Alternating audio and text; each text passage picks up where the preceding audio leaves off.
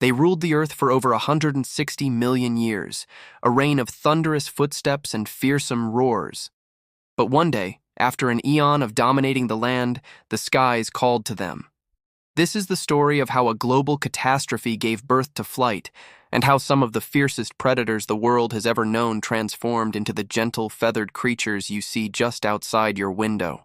It's a tale of survival, adaptation, and reinvention on a scale that's almost impossible to imagine. Our story truly begins not in the prehistoric past, but much more recently in the limestone quarries of Germany. It was there that scientists found something miraculous, something that would rewrite our understanding of life on Earth.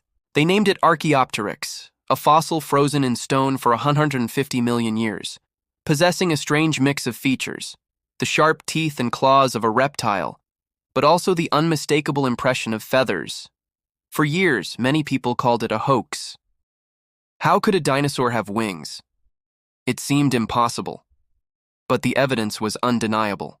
Every detail from the wishbone, a structure once thought to be unique to birds, to the faint imprints of flight feathers, and even the hollow bones designed for lightness, whispered the same incredible truth.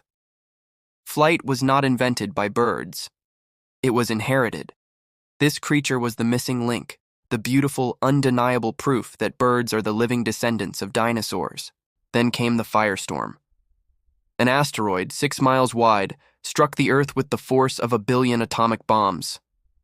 The impact triggered a global cataclysm, earthquakes, tsunamis, and a sky turned black with ash, plunging the world into a long, dark winter.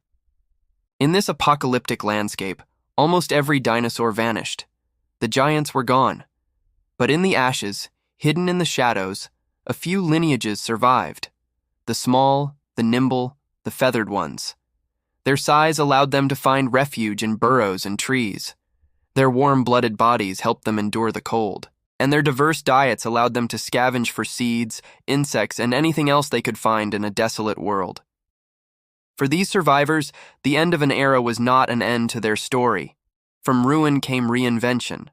As the dust settled and the world began to heal, generations passed.